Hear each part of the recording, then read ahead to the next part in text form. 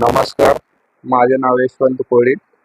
मी महाराष्ट्र राज्यातील सर्व शासकीय अधिकारी कर्मचारी यांच्यासाठी विभागीय चौकशी बचाव सहाय्यक म्हणून प्राथमिक चौकशी, विभागीय चौकशी, कारणे दाखवा नोटीस, कोणत्याही शिस्तभंगविषयक प्राधिकरणाकडे कारणे दाखवा नोटीसचे उत्तर, अपील हे सर्व प्रकारचे कामे मी नियमाप्रमाणे करून देतो.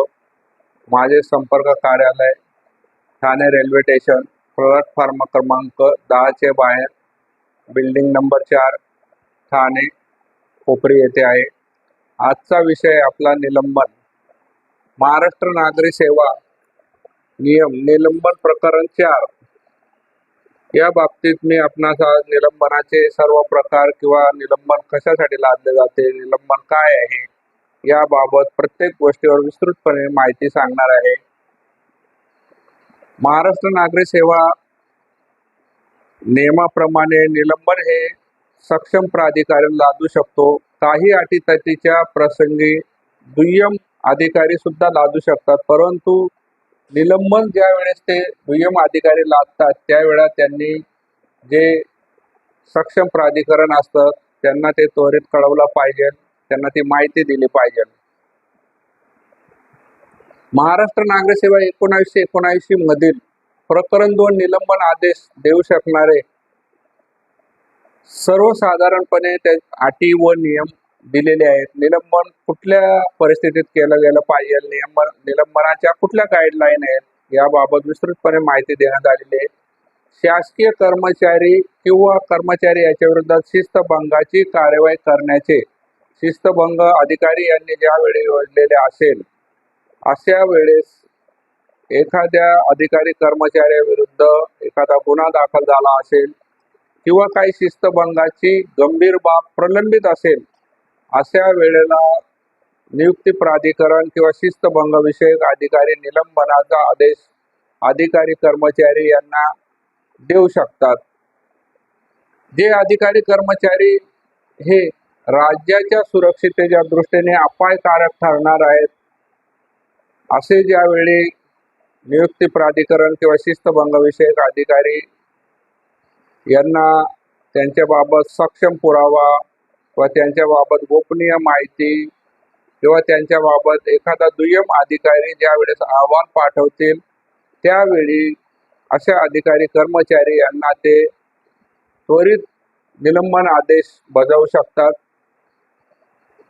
एखाद्या अधिकाऱ्याच्या विरोधात किंवा कर्मचाऱ्याच्या विरोधात कोणताही फौजदारी पात्र गुन्हा किंवा गुन्हा दाखल झाल्यानंतर खटल्याचे अन्वेषण किंवा चौकशी चालू असेल अशा वेळी सुद्धा अधिकारी किंवा कर्मचारी यांच्या विरोधात निलंबनाचे आदेश शिस्तभंग विषयक अधिकारी पारित करू शकतात. परंतु सदरचे आदेश पारित केल्यानंतर त्यांच्या विरोधात 90 दिवसाचे आत शिस्तभंगाची कार्यवाही ही सुरू केली गेली पाहिजे. त्यांना दोषारोप पत्राची बजावणी केली गेली पाहिजे. बऱ्याच वेळेस कर्मचारी अधिकारी यांना बरेच दिवस निलंबनात ठेवून सुद्धा त्यांना शिस्तभंगाची कार्यवाही केली जात नाही, त्याच्यामुळे त्यांच्यावर नैसर्गिक अन्याय होतो. निलंबन आदेश काढताना नियुक्ती अधिकाऱ्यापेक्षा कमी दर्जाच्या अधिकाऱ्याने निलंबनाचा आदेश काढला असेल अशा बाबतीत अशा कमी दर्जाचे प्राधिकरणाने ज्या परिस्थितीत तो आदेश काढला असेल ती परिस्थिती प्राधिकरण किंवा नियुक्ती प्राधिकरणात तात्काळ विनाविलंब हा कळवला गेला पाहिजे आणि त्याची कारवाई त्यांनी केलीच पाहिजे.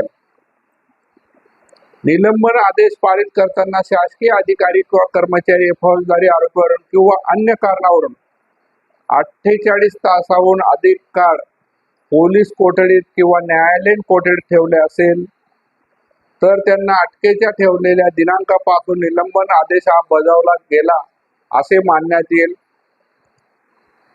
अधिकारी किंवा कर्मचारी हे अटकेत असताना सुद्धा शिस्तभंग विषयक अधिकारी हे त्यांना निलंबन आदेश बजावू शकतात.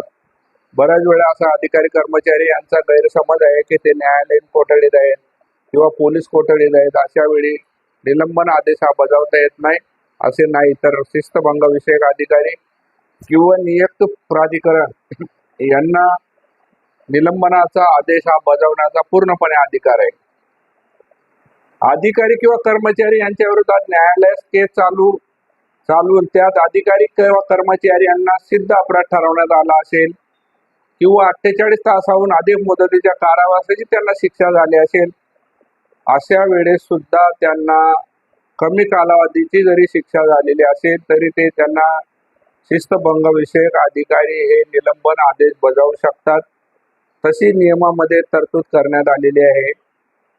अधिकारी किंवा कर्मचारी यांच्या विरोधात न्यायालयात केस चालवून त्यात अधिकारी कर्मचारी अपराध सिद्ध झाले, त्यात त्यांना लगेच शिस्तभंग विषयक अधिकारी यांनी बडतर्फ केलं नसेल किंवा सेवेतून काढून टाकले नसेल किंवा सक्तीची सेवानिवृत्त केले नसल्यास त्यांच्या अपराध सिद्धीच्या दिनांकापासून नियुक्त प्राधिकरणाच्या आदेशान्वये निलंबनाधीन त्यांना ठेवले गेल्याचे मानण्यात येईल किंवा तसा आदेश शिस्तभंग विषयक अधिकारी किंवा नियुक्त अधिकारी हे पारित करू शकतात. शासकीय अधिकारी किंवा कर्मचाऱ्यांना दिलेली बडतर्फीची सेवेतून काढून टाकण्याची शिक्षा, सक्तीने सेवानिवृत्त करण्याची शिक्षा न्यायालयाच्या निर्णयामुळे किंवा निर्णयान्वये रद्द करण्यात आले असेल तो आदेश बाजूला ठेवला जाऊ शकतो किंवा सदर अवैध असल्याचे जाहीर केले असल्यास अशा वेळी सुद्धा बडतर्फ किंवा सेवेतून काढून टाकलेले किंवा सक्तीने सेवानिवृत्त केलेल्या अधिकारी कर्मचाऱ्यांना निलंबनात ठेवले जाऊ शकते किंवा पूर्वीचे आदेश पुन्हा तपासले जाऊन त्यांना परत शिस्तभंग विषयाची पुन्हा कारवाई करण्यात येईल.